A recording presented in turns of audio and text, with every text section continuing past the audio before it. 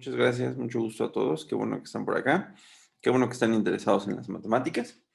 El día de hoy, como dijo Beatriz, voy a platicar yo una hora y el tema de esta primera hora es el juego de Tangram, o una versión difícil del juego de Tangram. O sea, el curso se llama Divertimento sobre la equidescomposición, pero también se podría llamar Tangram complicado. ¿Ok? Entonces, solo Beatriz, ¿sí se está grabando la sesión? Sí, sí, sí, sí, se está grabando. Ujú. O sea, es que si yo le pongo record. Ok, pero porque tú lo estás haciendo, ¿verdad? Ok, Es perfecto. que como, sí, como yo abrí la llamada, entonces No, no, ahí no, quedó. está Pero perfecto. sí se está grabando, sí. Ujú. Perfecto, solo para estar seguro. Entonces, estas 5 horas de clase se pueden pensar como un juego de Tangram difícil. Ahorita voy a hablar sobre qué me refiero, es decir, voy a explicar un poco qué es lo que vamos a hacer. Y en la segunda parte voy a hablar sobre geometría sintética.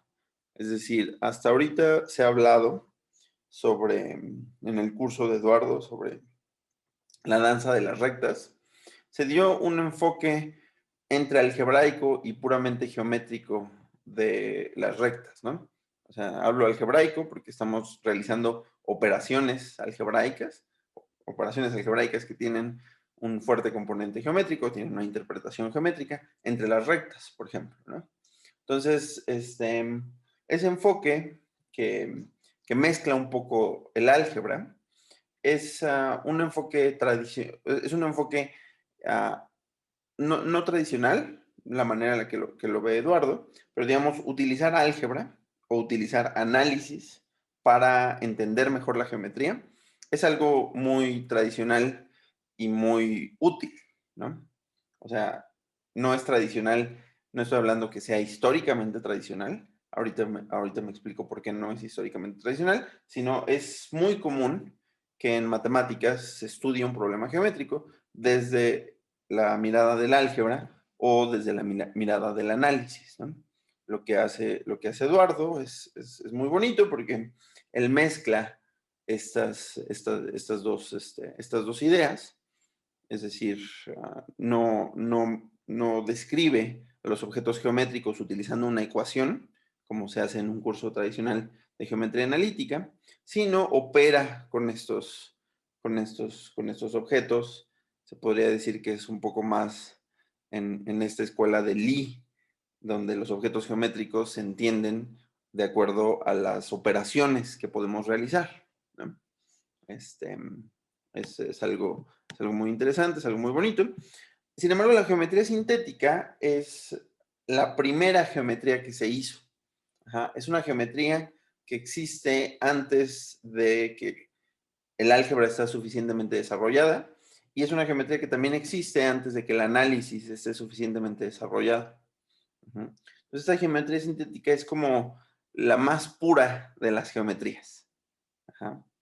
Entonces voy a hablar un poco sobre ella, porque didácticamente es muy interesante, pedagógicamente yo pienso que es muy buena que los alumnos conozcan estas ideas. Cuando lleguen a una ingeniería o cuando estudien finanzas o cuando estudien alguna carrera relacionada con matemáticas, quizás las ideas de la geometría sintética no van a ser importantes, ¿no? Sin embargo, yo pienso que en la madurez de un estudiante la geometría sintética es muy importante porque nos ayuda a razonar de una manera un poco diferente. ¿Ok? Entonces voy a hablar brevemente de eso. Bueno, es la segunda parte. ¿Y por qué voy a hablar de esto? Porque es la motivación histórica y la motivación matemática del problema de la equidescomposición. Ujú. Aunque había resultados antes, no va a ser hasta la conferencia de matemáticas de 1900 en París, cuando Hilbert propone uno de sus famosos 23 problemas, en el que todos estos trabajos sobre la equidescomposición comienzan a desarrollarse ampliamente, ¿no? En 1850, por ahí, hay algunos trabajos. De hecho, nosotros vamos a hablar con más detalle de estos resultados, pero la equidescomposición moderna, si se puede decir, es a partir de ahí. Y justamente estos problemas de equidescomposición surgen de la necesidad de demostrar algo, ya les diré qué, de manera sintética. Es decir, hay un resultado matemático que existe y que se puede demostrar. Sin embargo, los matemáticos de 1900, en particular Hilbert y Gauss, no estaban contentos con la demostración que existía. Ajá. Entonces, esto es en contra de las matemáticas aplicadas, ¿no? Lo que estoy diciendo. O sea, si ya tengo una demostración matemática, ya sé que algo es cierto, y esta demostración funciona, además la entiendo, ¿por qué tendría yo que estarme preocupando por encontrar otra demostración, ¿no? Entonces, esto es un problema clásico de la geometría sintética, donde yo quiero demostrar los resultados, y además cuidar cuáles son los axiomas que estoy utilizando para demostrarlos, ¿no? Es un capricho de las matemáticas y por supuesto todos estos caprichos han resultado en teorías y en trabajos muy emocionantes, ¿no? Entonces recuerden, estamos en 1900, justamente cuando todas esas ideas de Russell y los lógicos, Turing, Gödel, comienzan a fraguarse y es cuando los cimientos de las matemáticas se tambalean, ¿no? Entonces, la geometría sintética regresa a su máxima importancia después de los libros de Euclides, que es el nacimiento de la geometría sintética, y en 1900 los matemáticos caprichosos, pero muy inteligentes, quieren una demostración a placer, ¿no? O una demostración muy particular de sus resultados, de un resultado, y entonces es como nace la teoría de la equidescomposición, que, insisto, es sumamente interesante. ¿Ok? A partir de aquí, este es el plan de las siguientes 5 horas. La primera hora del martes voy a hablar de polígonos y voy a hablar de poliedros. Son los objetos matemáticos que a nosotros nos van a interesar. Es decir, solo el día de hoy voy a hablar de otras cosas que no sean polígonos, pero a partir del martes serán polígonos y serán poliedros. En la parte 3, en la tercera hora, voy a hablar sobre este teorema, Wallace-Bolyai-Gervin. Es el teorema de la equidescomposición, es el teorema fundamental de este curso. Y en esta clase voy a hacer detalles un poquito más técnicos, ¿no? Voy a tratar de en una hora, perdón, darles una demostración completa. Ahorita les voy a mostrar un videíto de la demostración que es muy interesante. Entonces, esta clase en particular, la clase 3, pues, o sea, se debe de tomar con más detalle. Es decir, yo recomiendo a los estudiantes o a los profesores que están el día de hoy, que esa clase la vean como un problema como el contenido de la clase y, o sea, cuando acabe la clase, quizás no van a quedar súper claros todos los detalles, pero digamos el objetivo de aquí a unas semanas, si ustedes quieren continuar entendiendo o continuar estudiando este tipo de temas, lo que yo les recomiendo es que se entienda ese teorema con detalle y la satisfacción va a ser bastante grande. Porque voy a ser riguroso y voy a tratar de ser lo más detallado posible. Después en el teorema, en la hora 4, lo que voy a hacer es hablar sobre cómo se resolvió el problema que Hilbert planteó en 1900. Es decir, cuál es el final de esta historia que les comencé a contar, cuando la gente quería hacer geometría sintética. ¿Ok? Y en la parte 5 voy a hablar de algunos algoritmos y de teoría avanzada, es decir, el que existan resultados matemáticos que prueben la existencia de algo, no significa que haya un algoritmo eficaz que pueda explicarlo. ¿Ok? Entonces, en la parte 5 voy a hablar justamente de estos temas y, digamos, la gente que pueda estar interesada en la computación, yo creo que aquí encontrará algo. Los matemáticos más avanzados aquí también podrán encontrar algunos temas que yo pienso que son muy interesantes. Las notas van a estar disponibles. Las notas están actualizadas. Tengo unos problemas con estas imágenes que las actualicé y las imágenes no se ven bien, entonces hay que acomodarlas, pero bueno, las notas ya están actualizadas. Las voy a subir este fin de semana, a más tardar el lunes ya las van a tener. Son las notas finales de estas cinco horas de clase.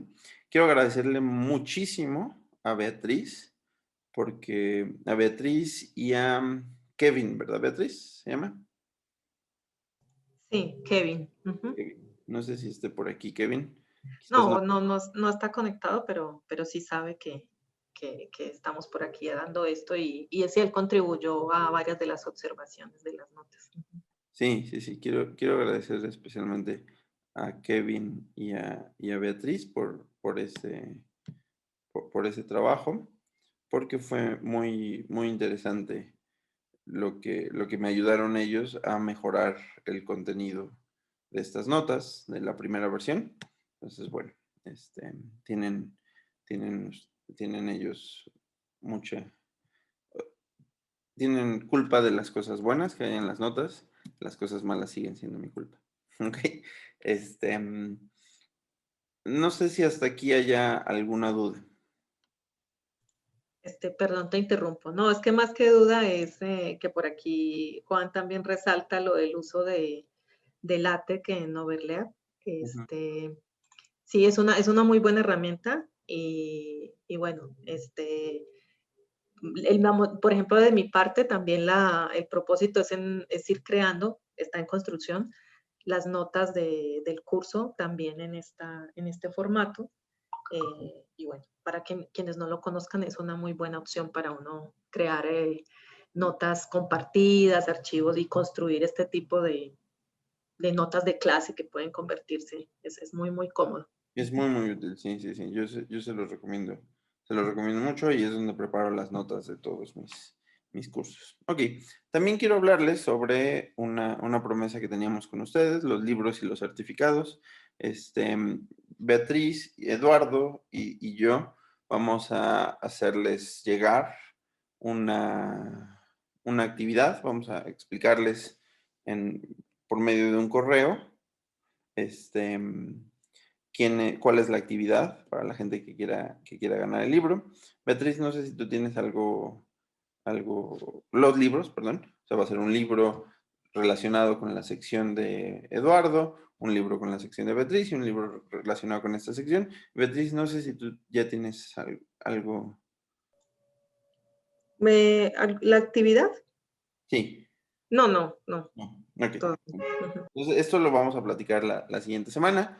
Va a ser únicamente para las personas que estén viniendo regularmente a los cursos y lo mismo para los certificados, ¿no? Junto con Fundapromat, que es uno de los organizadores de este curso, vamos a darles un certificado. No tiene validez oficial, pero es un certificado que para los participantes y para la gente que continuó estas clases hasta el final, nosotros les agradecemos mucho por sus comentarios.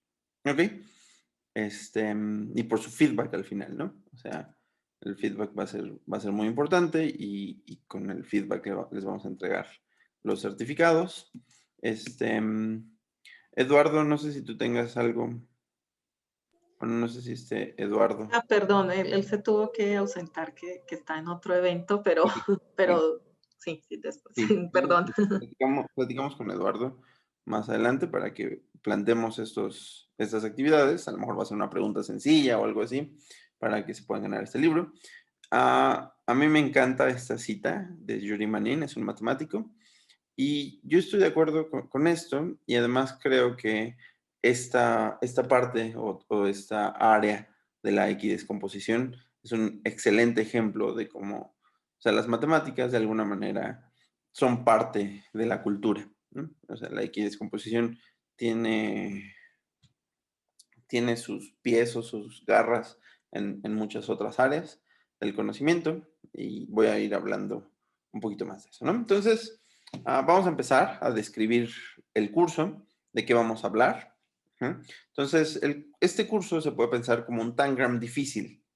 Ajá, un tangram difícil donde tratamos de entender ah, lo mejor que podamos el concepto del área. ¿Ok? Entonces, bueno, primero les voy a enseñar qué es el tangram. Encontré esta página de internet que me parece muy bonita. Entonces, piensen en la silueta de este cuadrado. Ujú. La gente que viene, que va a los eventos de Fundapromat, hace muy poquito se habló de eso, ¿no? Beatriz, me parece que hubo una Sí, bonita sí, charla. sí, incluso creo que algunos de los que estuvieron acá, de los del curso, participaron, porque yo les compartí el link en Discord. Ujú, Hace 2 semanas en Fundapromap se hizo una actividad precisamente con este juego. ujú. Entonces, déjenme contarles cómo funciona el Tangram fácil, ¿no? Fácil, entre comillas. Entonces, yo les voy a dar esta silueta. Olvídense de los dibujos que hay adentro, de los colores. Solo piensen que es un cuadrado, ¿no? Y este cuadrado tendrá algún área. El área va a ser este lado por este lado. ¿Están de acuerdo? Ahora les voy a dar este árbol y les voy a decir, ambas figuras, ambas siluetas, tienen exactamente la misma área, ¿ok? Entonces, a lo mejor es creíble, ¿no? Porque, digamos, lo que le falta aquí, o lo que le falta aquí, o lo que le falta aquí, pues es justamente porque esta figura geométrica es más alta, ¿no?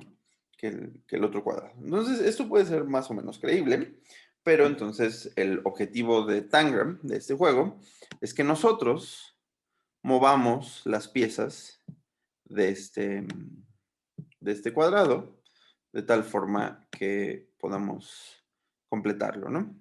Creo que aquí tuve demasiada suerte porque le atiné a cómo hacerlo, pero normalmente no, en situaciones normales no le atino.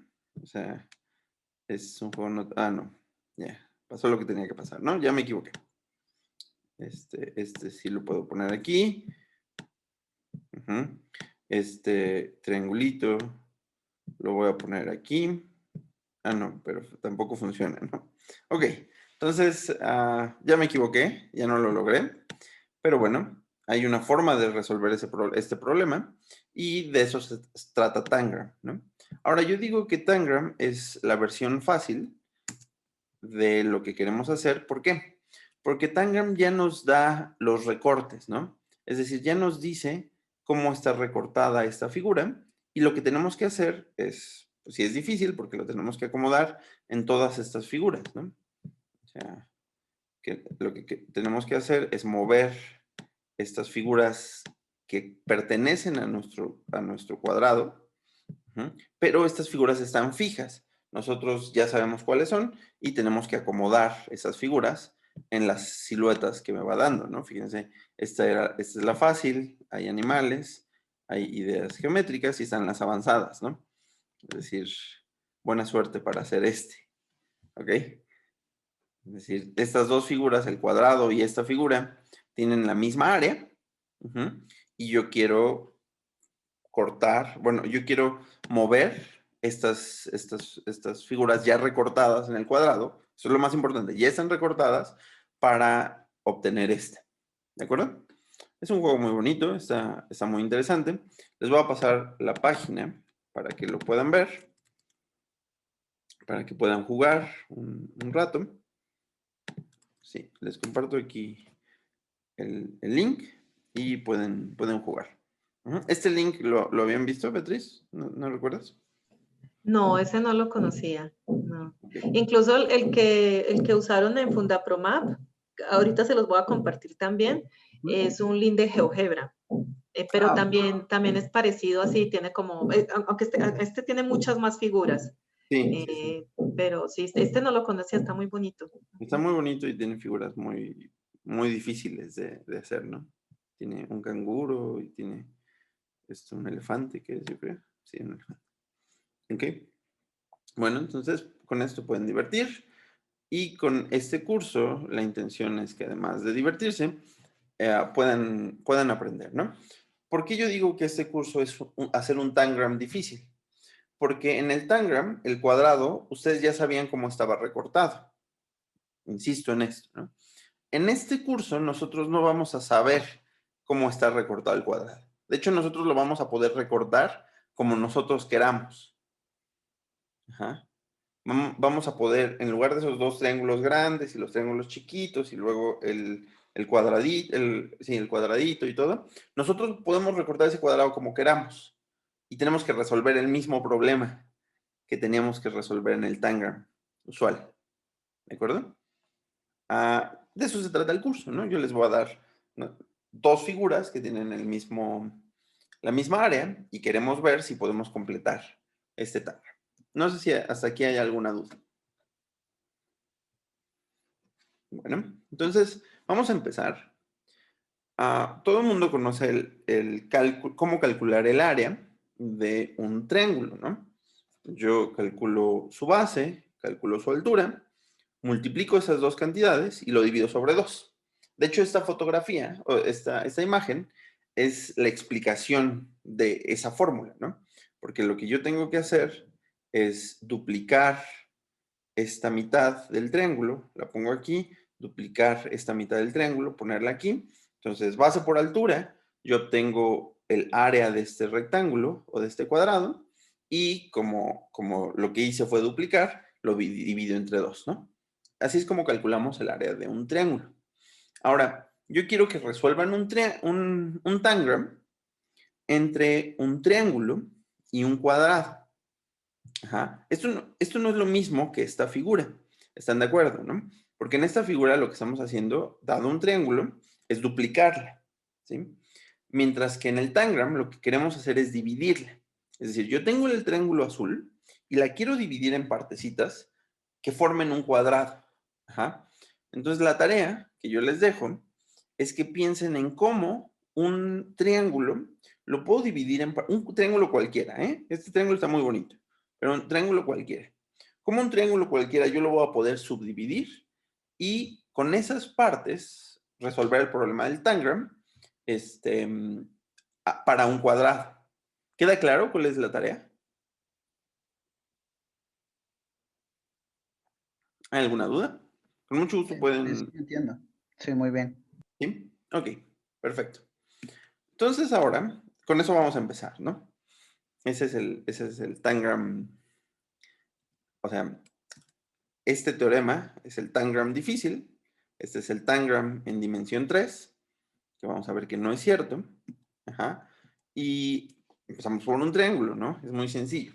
Ahora, cuando yo dije que los objetos matemáticos que íbamos a estudiar eran los polígonos, yo no dije que es un polígono, ¿no? O sea, quizás dentro de los polígonos estoy incluyendo los círculos. Todo el mundo se imaginará que no es cierto, ¿no? Pero, o sea, quiero tratar de resolver quiero darles una perspectiva, perdón, de cómo este problema se podría tratar de resolver para objetos más complicados. No hemos dicho cuáles son los polígonos, pero bueno, vamos a ver si este problema se puede resolver para los círculos, ¿no? Es decir, ¿cuál es el problema? Se llama el problema de Tarski, perdón, ahí hay un error. Esto es el problema de Tarski, no el teorema de Tarski. Imagínense que tienen un círculo. Ajá. Quieren resolver un tangram, pero ahora con un círculo. ¿Ok? Entonces vamos a irnos de aquí. Entonces el problema es, imagínense que aquí una de estas cosas tuviera un círculo. Fíjense que no lo tiene, ¿no? Y no lo tiene por una buena razón. Pero si tuviera un círculo aquí, entonces la pregunta es, ¿yo puedo dividir el cuadradito no en estas piezas, por supuesto, pero en otras, ¿no? Recuerden que estamos resolviendo el tangram difícil. De tal forma que todas estas piezas cubran el área de un círculo. Ese problema suena más complicado, ¿no? Esta es una versión súper complicada de este jueguito, ¿no? Ok. La respuesta es justamente el teorema de Tarski. Y por increíble que parezca, sí se puede hacer, ¿no? O sea, sí se puede hacer. Sin embargo, la demostración no es constructiva. Es decir, es una demostración de existencia. Nosotros podemos demostrar, por reducción al absurdo, que sí existe tal demostración, tal descomposición. Entonces, el problema de Tarski sí se puede resolver. Suena muy raro, ¿no? Porque pues ahí tiene uno tiene un montón de curvas en el círculo, ¿no? O sea, toda la orilla es una curva y el otro solamente tiene lados rectos. Bueno, lo que hay que hacer entonces es obtener los lados rectos adentro del círculo y lo otro irlo pegando. Está difícil, ¿no? Está difícil pensar que se puede hacer. Sin embargo, es un teorema de existencia. No se puede, no podemos crear un algoritmo para que lo haga. Sí lo podemos hacer para resolver el tangram difícil. Sin embargo, aquí hay una sutileza muy importante, que es que necesitamos nuevos axiomas para resolver el problema de Tarski. Es decir, con los axiomas clásicos de la geometría, al rato voy a hablar de qué son los axiomas clásicos de la geometría, no podemos resolver este problema. ¿Ok? Y estos axiomas, uno dirá, ¿serán ciertos o no serán ciertos estos axiomas? ¿No? O sea, o sea, si uno incluye como axioma que sí se puede resolver el problema de Tarski, pues entonces está haciendo trampa, ¿no? O sea, uno quiere incluir en los axiomas cosas sencillas o ideas muy sencillas. Sin embargo, uno se pregunta si este nuevo axioma que nosotros incluimos para resolver el problema del círculo, el tangram con el círculo, se puede resolver, es realista o no ese axioma.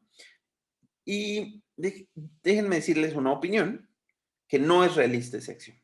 Si nosotros asumimos ese axioma que nos permite resolver el tangram del círculo, nosotros también podríamos hacer lo siguiente. Podríamos tomar una esfera, es decir, la versión en 3 dimensiones del problema que les había dado, y vamos a suponer que no quiero hacer un cubo, sino quiero con una esfera construir 2 esferas que tengan exactamente el mismo volumen. Esto, si lo anterior sonaba ridículo, esto suena extremadamente ridículo, ¿no? Sin embargo, con ese axioma sí se puede resolver este problema, ¿no? Entonces, eso es lo que, en mi opinión, me hace pensar que no deberíamos de asumir ese axioma, ¿no? Es un error asumir ese axioma. Si lo necesitamos, lo asumimos y ya no pasa nada, pero, o sea, si somos muy exquisitos, pues quizás sea preocupante asumir, ¿ok? Ese axioma se llama el axioma de elección. Ahorita voy a hablar sobre él, pero solamente una palabra más sobre este algoritmo, o sea, perdón, sobre este algoritmo, sobre este resultado. Esto, por supuesto, que tampoco es constructivo, ¿no? O sea, esto en la vida real no se puede hacer.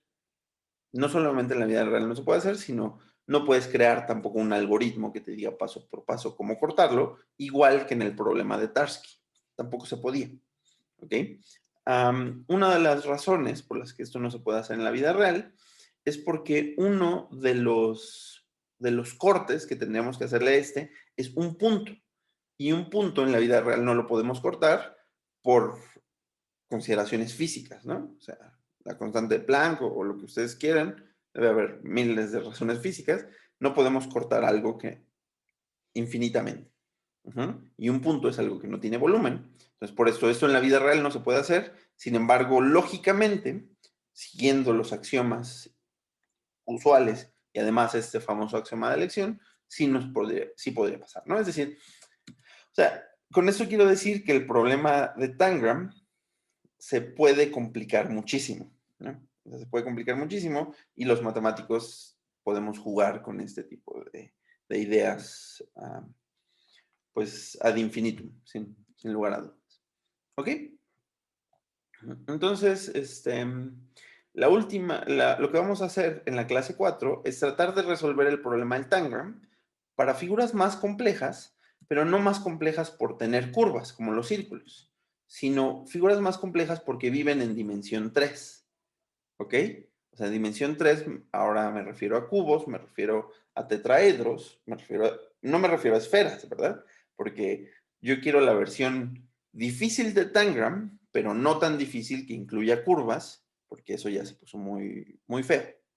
Ajá. Y entonces la versión difícil de Tangram, pero en 3 dimensiones. Es decir, si yo les doy estas dos figuras, y vamos a pensar la versión fácil de Tangram, pero en 3 dimensiones. Ajá. Les doy esta figura y sus cortes. Yo podré con esos cortes formar esta figura. es un juego interesante, ¿no? Estaría bueno que hubiera un software así como el que yo les enseñé, o ese programita, que intentara resolver ese problema. ¿Cuál es la triste noticia? Que este resultado es falso. Es decir, el Tangram no tiene solución.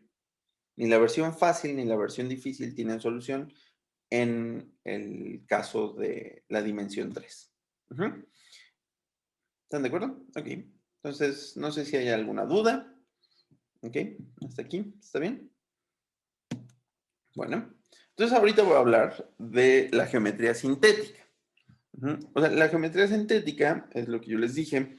Yo tengo una serie de axiomas y yo quiero deducir mis resultados matemáticos, mis teoremas, únicamente utilizando estos axiomas y en particular no utilizando ningún axioma que venga del análisis o ningún axioma que venga del álgebra, ¿no? En el curso de Eduardo, sin lugar a dudas, no se utilizó ningún axioma que venga del análisis, pero sí se utilizaron axiomas que vienen del álgebra. ¿Ok? Ahora, respecto al curso de Beatriz, este punto de vista también es un poco diferente de hacer geometría, ¿no? Porque en el curso de Beatriz, nosotros, de manera muy razonable, no, nos tomábamos en cuenta las observaciones, ¿no? Los datos, cómo se mueven los planetas. Entonces, a partir de las observaciones, nosotros queremos hacer deducciones matemáticas. Sin embargo, aquí no es así. Aquí es solamente utilizando los axiomas, unos axiomas fijos que queremos hacer, que queremos probar resultados matemáticos, ¿no? Entonces, a lo mejor Beatriz estaría un poco en desacuerdo conmigo, no sé. ¿Cuál es tu opinión, Beatriz? No, no, está bien. O sea, Antes yo aquí aprendiendo porque, bueno, tú eres el experto en la matemática. pero digamos, o sea, en todo lo que hiciste, sí hay una dependencia de las observaciones, ¿no? O sea, no Claro, podríamos decir axiomáticamente todo lo que hiciste. claro, claro. Es que incluso fue un poco la sutileza que les mencionaba aquí al final con esto de velocidades y posiciones. Eh, o sea, claro, cuando ya, desde el punto de vista matemático, pues a ti no, o sea, tienes los trazos, las curvas, los segmentos, los triángulos, pero cuando ya le quieres poner a eso la interpretación física o ese símil con algo en el mundo natural, pues sí, ahí ya no es tan axiomática la Claro, construcción. ¿no? Necesitamos observaciones. O sea, y yo no tengo ningún prejuicio respecto a qué es mejor y qué es peor, ¿no? O sea, de verdad, am, quizás conozco a algunos matemáticos que sí lo tendrían y dirían, no, es que los experimentos, eso es una ciencia menor, ¿no? O sea, yo por el contrario creo que las matemáticas relacionadas con los experimentos son las matemáticas más complicadas, ¿no? O sea, todas las matemáticas aplicadas, por ejemplo, todas las matemáticas relacionadas con física o con biología, son las matemáticas más complicadas de hacer. La geometría sintética es una geometría muy bonita, es muy elegante, sin embargo, es fácil, ¿no? Es fácil porque no hay de otra. Es decir, no, cada que uno se enfrenta a uno de estos problemas, uno tiene la sensación, después de cierta experiencia, de decir, pues que no puedo hacer otra cosa. O sea, la única forma de demostrar esto es comenzando así, ¿no? Entonces, claro, necesitas experiencia, necesitas un poco de madurez, pero no hay una idea genial, ¿no? Ahora, no, con esto, o sea, pasé de ser quizás, de estar cercano a decir que las matemáticas aplicadas no eran interesantes, a decir que la geometría sintética no es interesante, ¿no? Pero, pero sí hay algo de eso y bueno, son dos puntos de vista que a mí me interesan muchísimo, ¿ok? Muy bien. Entonces, vamos a hablar de la geometría sintética. En particular, vamos a hablar de qué es lo que pasó en París en 1900. En París, en el Congreso Internacional de las Matemáticas, David Hilbert estaba dando su charla y él propuso 23 teoremas, 23 problemas que eran fundamentales, según él, para acabar con las matemáticas, para que las matemáticas ya no hubiera nada interesante que demostrar a partir de ahí, ¿no? O sea, por supuesto, había una egolatría infinita en Hilbert, además de una inteligencia infinita, una egolatría infinita, porque, o sea, yo siento que Hilbert era mucho, o sea, él era tan sabio y entendía tanto muchos problemas de matemáticas que él creía que podía simplificar todos los problemas a estos 23. Y pues la parte muy inteligente de Hilbert es que planteó problemas verdaderamente complicados. No hay muchos problemas de estos 23 que 120 años después no se han resuelto, ¿no? Es decir, era una persona increíblemente sabia. Sin embargo, pues todos estos trabajos fundacionales de lógica matemática y teoría de conjuntos, la axioma de elección, en particular Russell, Gödel, demostraron que Hilbert estaba mal, ¿no? O sea, es imposible que haya 23 problemas que resuelvan todas las matemáticas. ¿Ok? Perfecto. Entonces, Hilbert planteó un problema, se llama el problema, es el problema 3, justamente, y aquí les traduje qué es lo que dice este problema, ¿no? Entonces, lo voy a leer y adentro de este es el texto original de los problemas de Hilbert. Y vamos a leer este texto y adentro de está una tarea que es una tarea difícil, no como la otra, y esta tarea se las dejo para que lo piensen hasta la próxima, hasta el jueves, ¿no? Todavía tienen tiempo para pensar en este resultado, en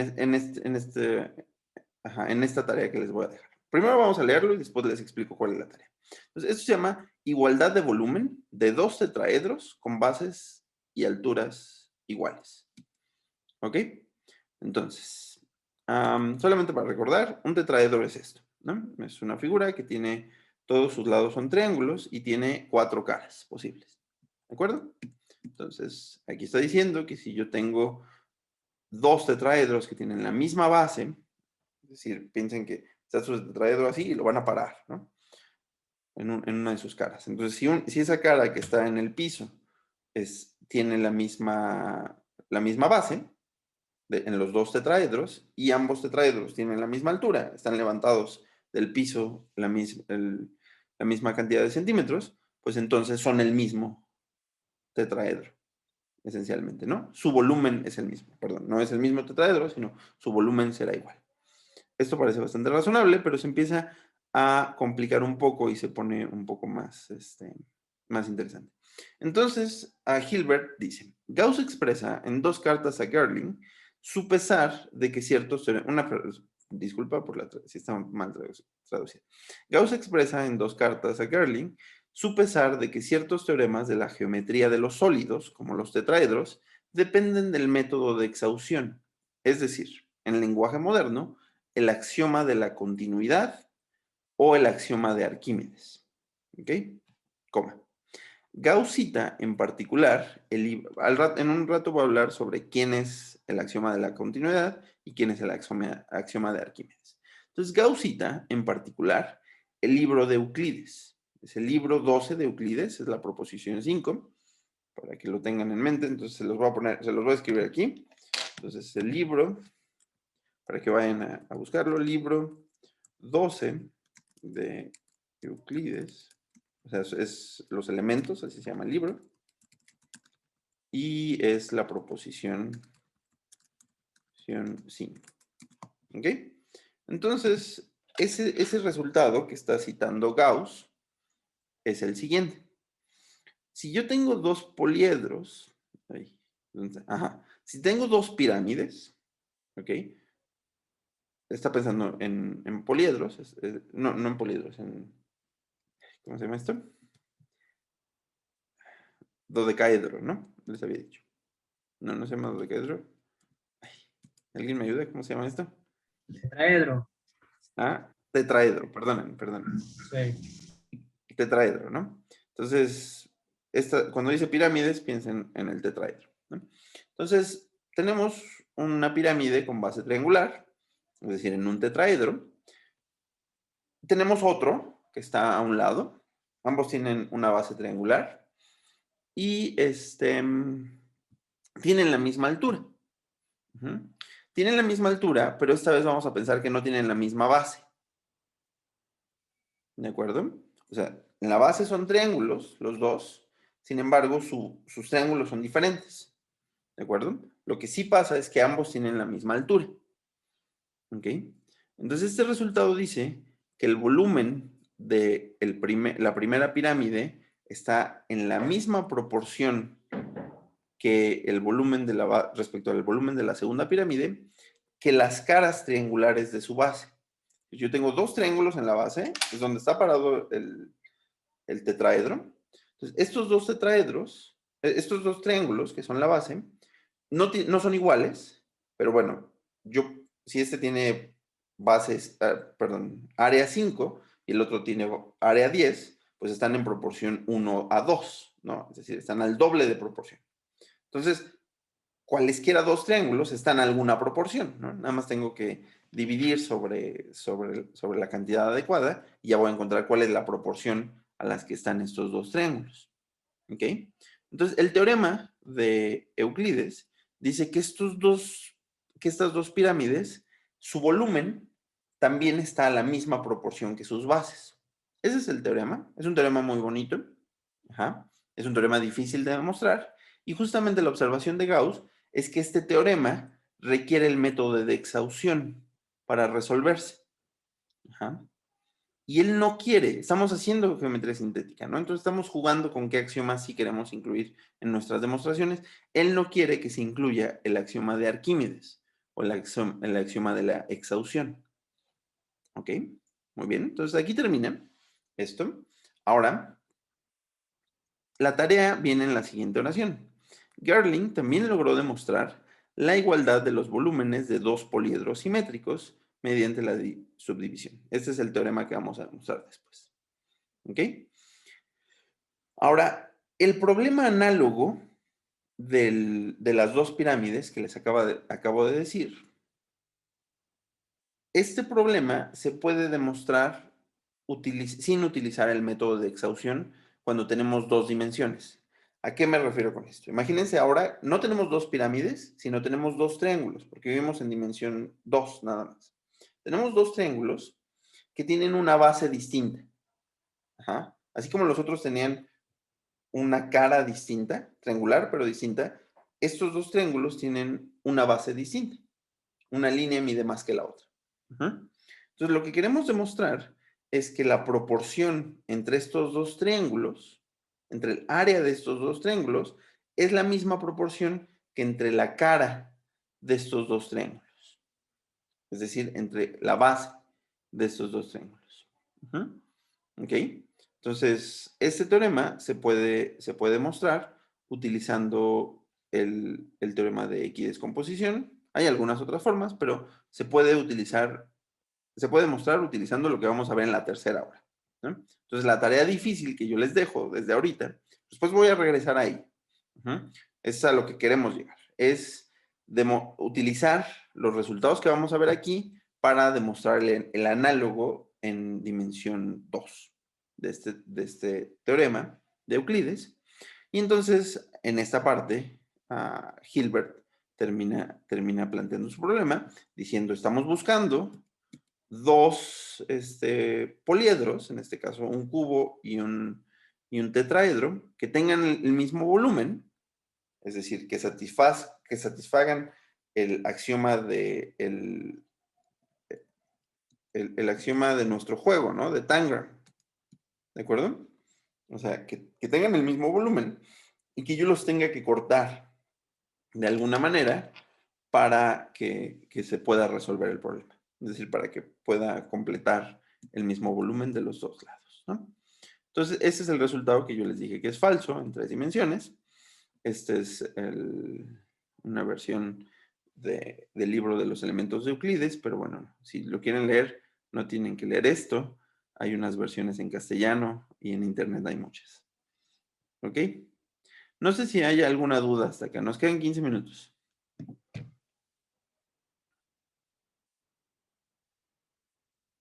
¿No? Ok. Entonces, el axioma de elección, déjenme no decirles ahorita que es el axioma de elección. porque no es importante, me interesa más hacer otra cosa que vamos a hacer ahorita, pero bueno, el axioma de elección, este es el culpable de que pasen estas dos aberraciones, ¿no? O sea, yo les llamo aberraciones, pero bueno, o sea, son cosas muy interesantes, ¿no? Es muy bonito que existan este tipo de, o sea, es muy sorprendente, pues, que existan este tipo de resultados. Entonces, es el axioma de elección el que, el que es el culpable. Y este axioma, curiosamente, no tiene nada de geométrico, ¿no? O sea, busquen ustedes de qué se trata, pero esto no tiene absolutamente nada de geométrico. Es, pues, simplemente un axioma relacionado con las funciones infinitas y ya, ¿no? Del que sí quiero hablar, y es lo que voy a hacer ahorita, es del axioma arquimediano, ¿no? O sea, este axioma que le llamaba aquí el axioma de Arquímedes o el axioma de la continuidad, ¿de acuerdo? Entonces les voy a contar en el iPad qué es el axioma de Arquímedes y por qué es relevante para cosas que tienen que ver con volúmenes, ¿no? Porque no queda claro en un principio cuál es la relación. ¿Alguien tiene alguna duda? ¿Algo en lo que los pueda ayudar? Sí, profesor. Quería comentar un poco acerca de las disecciones de Dudley.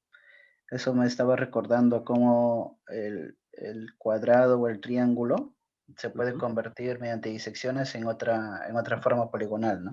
De eso quería comentar. Sí, o sea, es justamente el teorema que queremos demostrar, ¿no? O sea, si tienen misma área, entonces nosotros quisiéramos poderlos modificar. ¿Está claro? Sí, sí, profesor, gracias. Poderlo llevar de un lugar a otro. De nada, perdón, ¿cuál es tu nombre? Yo soy Juan Carlos, de Perú, mucho gusto. Mucho gusto, Juan Carlos. Entonces, la clase se llama divertimento, entonces estas son las notas que voy a utilizar. Por supuesto que se las vamos a compartir vía Discord.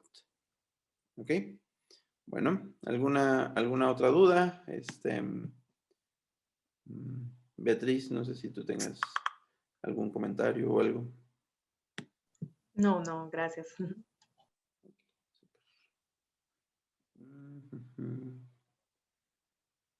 Ay, déjenme ver. Bueno, las notas, les insisto, van a estar, les vamos a mandar un mensaje cuando ya estén subidas a la página para que las puedan descargar. Ahora necesito ver. Ya. Ok. Entonces, de lo que quiero hablar es de el famoso axioma de Arquímedes.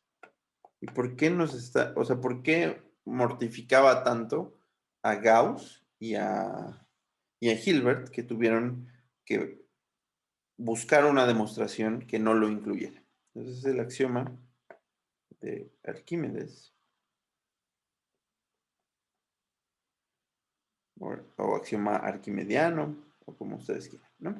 Entonces, vamos a suponer que tengo dos números, ¿de acuerdo? Entonces, si yo tengo dos números, vamos a llamarles R a un número y S a otro número. Y vamos a suponer que estos dos números satisfacen esta desigualdad, ¿no? Es decir, a menos que sean el mismo, satisfacen esta versión o la otra de las desigualdades, pero solamente los reacomodamos. Entonces, yo tengo aquí en mi recta de todos los números, por aquí está el 0, vamos a suponer que son positivos nuestros números, y aquí está el R y por acá está el S. ¿De acuerdo? Es decir, son dos números más grandes que 0, donde estoy diciendo que el primero, el R, es más grande que el S. ¿De acuerdo? Entonces, ¿cuál es el axioma de Arquímedes? El axioma postula lo siguiente.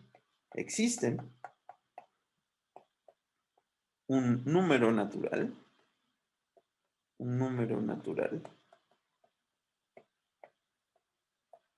es decir, ¿quién es un número natural? Un número natural puede ser igual a el 1, puede ser igual al 2, al 3, al 4 y así sucesivamente, ¿no? O sea, es un número que no tiene decimales, que no es irracional, que no es negativo, que no es igual a 0, etcétera, ¿no? Okay. Entonces, como existe un número natural, o sea, yo puedo decir n veces, ¿no? ¿Están de acuerdo? Okay. Entonces, existe un número natural de tal forma que si yo sumo r más r más r, así, ¿cuántas veces? ¿Cuántas se imaginan? Pues n veces. Esta cantidad, que antes era más pequeña que S, va a sobrepasar a S, ¿no? Es decir, antes aquí estaba S, aquí estaba R, aquí estaba el 0, y ahora n veces R sobrepasó a S. Ese es el axioma, ¿ok? Este axioma parece muy sencillo, ¿no? De creer. ¿Están de acuerdo, no? Sin embargo, es sutil este número, ¿no? Este axioma, perdón. Este axioma, nosotros lo podríamos interpretar de la siguiente manera. Esta interpretación tiene que ver con la continuidad de la recta, como la recta real o la recta de los números, ¿no? Entonces aquí están todos los números, positivos o negativos, si quieren, pero aquí está el 0. ¿Ok? ¿Están de acuerdo? Entonces vamos a suponer que R es un número que está aquí, pero que R es muy pequeñito. Ajá. Es decir, vamos a suponer que es extremadamente pequeño este número. ¿De acuerdo? ¿Sí? Entonces, va a ser tan pequeño que no le voy a llamar R, sino le voy a llamar epsilon. ¿De acuerdo? ¿Sí está claro? Ok. Entonces, este número es pequeño, y es pequeño ¿por qué? Porque en particular, o sea, es tan pequeño, pero es muy pequeño, pero en particular es más pequeño que el 1, ¿no? Si recuerden, la ecuación R más chico que S se transforma en que epsilon sea más chico que el 1. ¿Están de acuerdo? Ok. Entonces, ¿qué es lo que nos dice el axioma de Arquímedes? El axioma de Arquímedes nos dice que existe un n de tal forma que, ¿qué ocurre?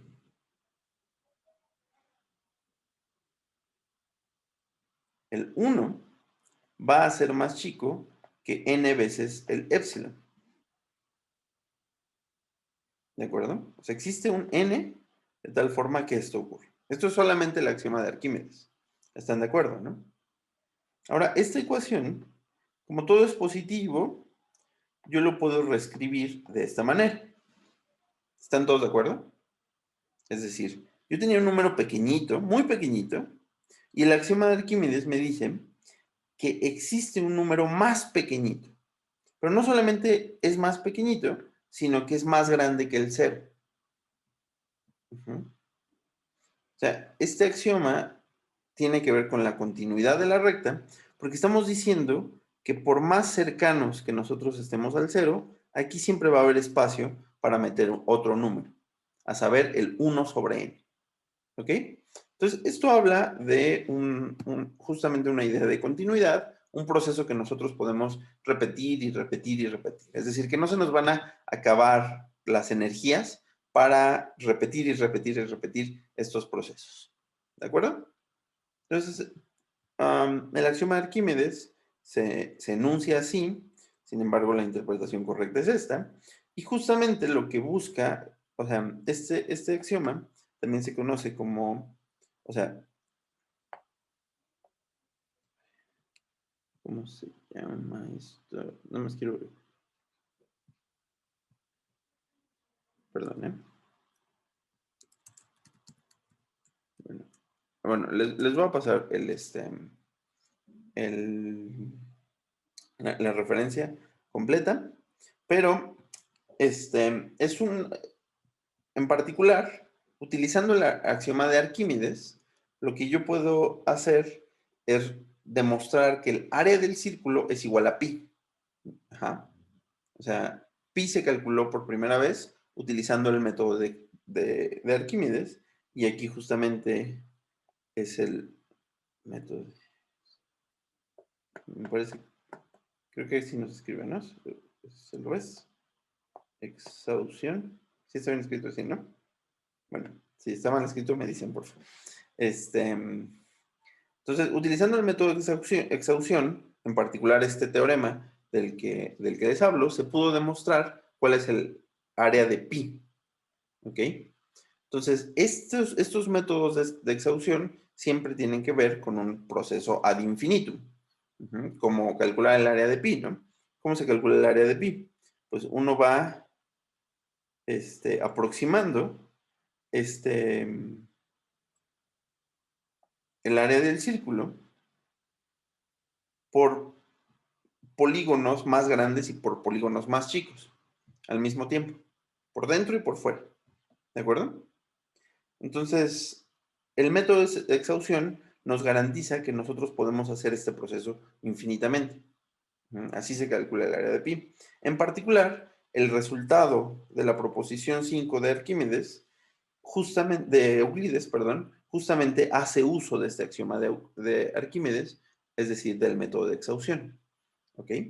Entonces, no es que este método sea incorrecto, sino simplemente a los matemáticos les interesaba una demostración que no hiciera uso de estos métodos.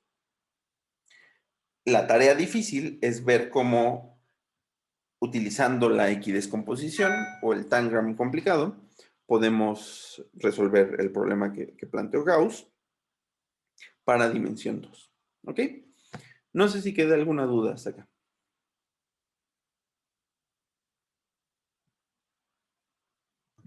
No, sí, bien, bien, profesor. Justo eso también pasa con los racionales, ¿no? Eso lo había visto, que entre dos racionales siempre hay un número racional, ¿no? Siempre va a estar Sí, en sí, medio. sí. O sea, eso es la densidad de los números racionales, pero esto es más sencillo, ¿no? O sea, la densidad de los números racionales, este, es, o sea, no es exactamente este resultado, pero sí. Sí, claro, esa idea ya la había visto ahí. Pero sí, Entonces, sí, muy buena. No conocía ese nombre de exhaustión, ¿no? Justo lo estaba buscando también y parece que tiene que ver con varios conceptos que no le había puesto nombre, ¿no? O sea, sí conocía los métodos, pero no sabía el nombre, ¿no? Sí, muy sí. bueno, gracias. Ajá. Y Mario nos pregunta sobre la aplicación del teorema del axioma de Arquímedes. El axioma de Arquímedes se utiliza para demostrar que si tenemos dos pirámides que tienen una base proporcional, vamos a suponer lambda, y tienen la misma altura, entonces el volumen de estas dos pirámides va a ser de la misma proporción que la proporción inicial, lambda, de sus bases. Este teorema lo demuestra Euclides, pero utilizando el axioma de Arquímedes o el método de la exhaustión, y a Gauss no le gustó, ¿no? 2300, 2000, sí, no sé, como 2000 o algo así, años después, no le gustó esa demostración que dio Euclides.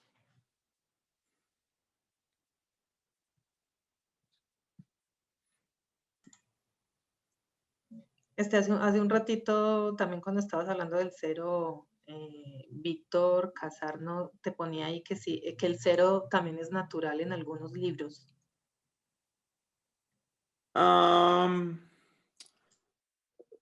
Podría ser, podría ser. O sea, es una discusión muy polémica que hay algunas personas que lo incluyen, ¿no? O sea, la gente que hace teoría de conjuntos normalmente lo incluye, pero bueno, hay buenas razones por las cuales no se debería de incluir. Yo prefiero no incluirlo, pero no es tan importante, ¿no?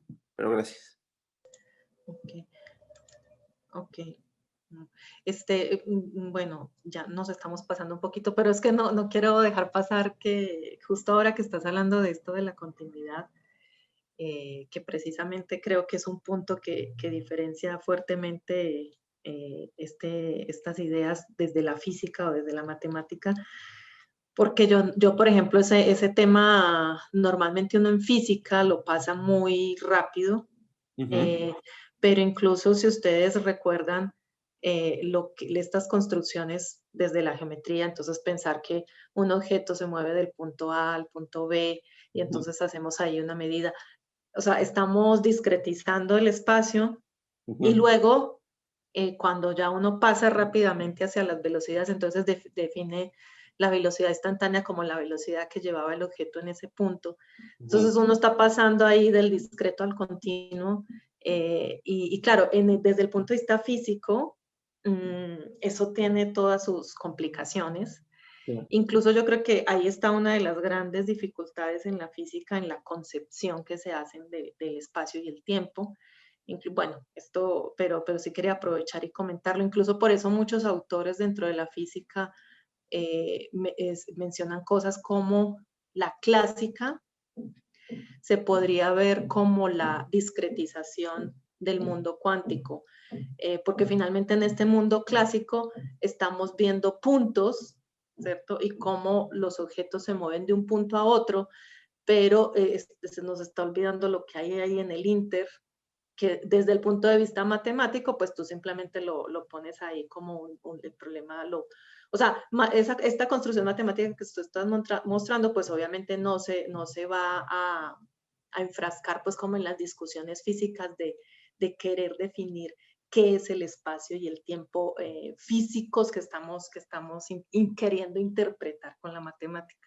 Entonces hay ahí todo un campo de interpretabilidad y por eso también dentro de la física nuestra concepción de espacio y de tiempo ha ido cambiando y pues ahora seguimos con las ideas de Einstein, pero pues nadie puede negar que en algún momento también cambiemos esa concepción, o sea, así como de Newton a Einstein tuvieron que pasar 200 años, pues no, o sea, ese es el tema difícil y la perspectiva distinta desde la física, que como a la física sí le interesa utilizar esto para interpretar lo que hemos llamado realidad, entonces ahí hay otros, otros enfoques y otras discusiones que, pues claro, cuando dejas abierto el campo a la interpretabilidad, pues ya creo que es un poco lo que querías comentar al principio, pues viene toda esta idea de qué podría ser lo más importante. Yo creo que simplemente son enfoques distintos y complementarios a la vez. Sí, estoy completamente de acuerdo. Y sí, esto en física es el pan de cada día, ¿no? Pero bueno, o sea, vamos a hacer algo que es antifísica, ¿no? Vamos a... Exacto. Sí, por acá nos comenta también Carlos que esta dificultad en física deparó la invención del cálculo infinitesimal. Sí, incluso yo no ahondé en eso, pero pues precisamente esas son las ideas que desarrolla Newton y por eso, y precisamente por eso para Newton se vuelve importante usar otra matemática, o sea, necesitaba que apareciera otra matemática que le ayudara con ese tema. Completamente. Exacto. Bueno, pues yo tengo que retirarme, pero bueno, me dio muchísimo gusto verlos. Gracias a todos por sus preguntas. Nos vemos el martes. Gracias, nos vemos. Chao. Hasta luego, Beatriz. Cuídate mucho. Sí, ok, cuídense mucho. En Discord ya están las presentaciones del profesor Eduardo Mancera. Okay. Entonces, pues también ahí pueden consultarlas. Las mías también ya están completas y vamos a estar poniendo las grabaciones. Muchas gracias. Nos vemos el martes. Chao.